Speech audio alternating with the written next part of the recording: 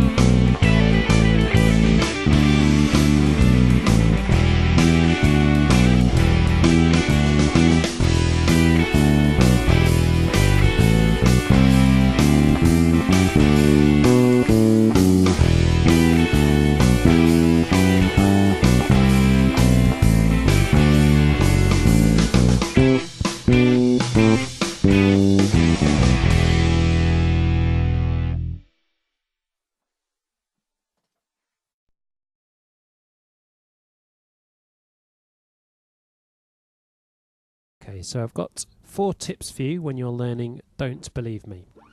First of all, you treat eighth notes in this piece in a swung fashion, also known as a shuffle. That is to say, you're going to play them unevenly, making the first of each pair long and the second of each pair short. There's a sign at the start of the piece, just above where it says quarter equals 130, and it looks like this. That's your indication to play swing. For example, bar 12 sounds like this. Quarter, 2 eighths, and those eighths are played long and then short.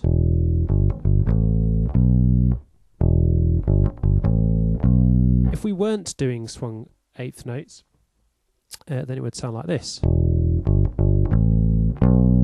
But we're treating them as long and then short, so it sounds like this. And then that swing or shuffle feel goes throughout the whole piece. The next tip is regarding accents. All the way through the first couple of lines, you can see some notes have a little chevron symbol underneath them.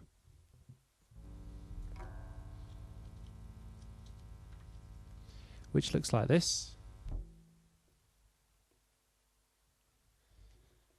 That's telling you to give more emphasis to those notes so they stick out a bit more. So with your plucking fingers, strike those notes a little bit harder so they stick out.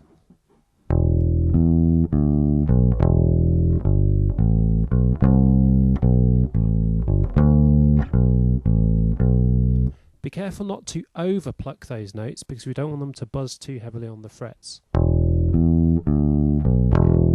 That's too much. We kill the note if we do that. So a bit more emphasis without killing the note.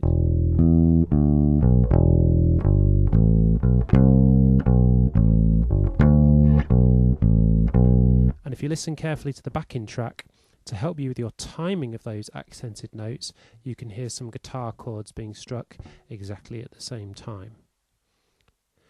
My third tip concerns counting dotted quarter followed by eighth notes, which is a rhythm found throughout this piece. Let's look at bars 9 and 10. And it's important to have a strong sense of pulse when you're working on your rhythms, and it's a good idea to count beats for accuracy. I recommend using a metronome, so I've set mine here to 120 beats per minute, and I'm just going to play bars 9 and 10 a few times for you. 1, 2, 3, 4. And again.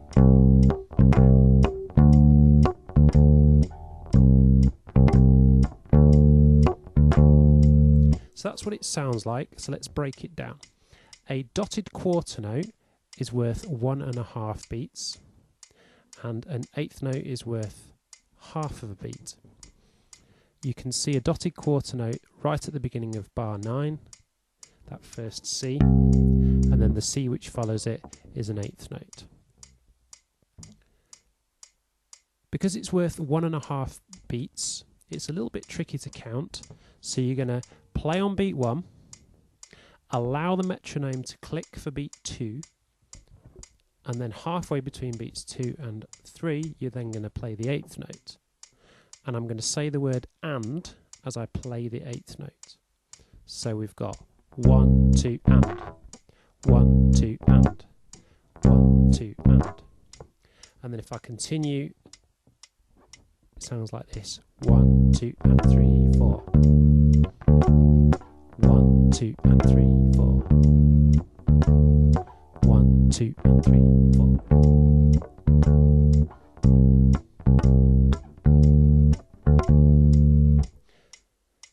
So dotted quarter notes, don't confuse these with staccato notes. For example, bar 33, the dot's above the note there, which makes it shorter. Okay, we're dealing with a dot after the note, which adds half as much to its rhythm value. Just going to show a little diagram to the camera now, and on that I've got the pulse marked with crosses above.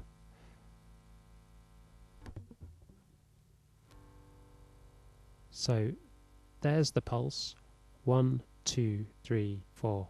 1, 2, 3, 4. There's the dotted quarter note, starting on beat 1, going halfway between beats 2 and 3, where we have the eighth note, and we're going to say the word "and," placing that eighth note. 1, 2, and 3, 4, and. The last tip I have for you is in bars 17 and 18. I think it's important to use fretting hand muting to stop the strings, so that when we've played an open string and we go into another open string, the notes don't run into each other. So I'm specifically looking at bar 17 here. Play the first G as normal, play the next G, stop the strings with the fretting hand, then play the next D, play the next D as normal, and then the first note of bar 19 is going to be an E, so we're going to stop the strings again and then play the E in bar 19. So at playing bar 17, 18 and 19 sounds like this.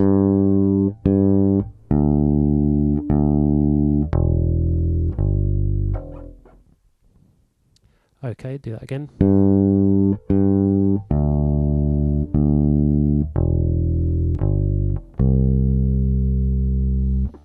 So if we didn't do that, the open strings would blend into each other, and it would sound like this. It'd be quite a mess, so we're using that fretting hand to control the notes.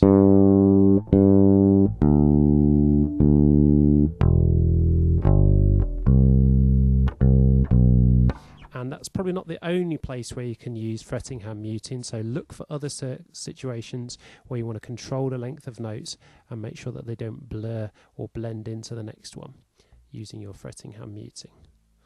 Okay, so yeah, get stuck in and enjoy. Cheers.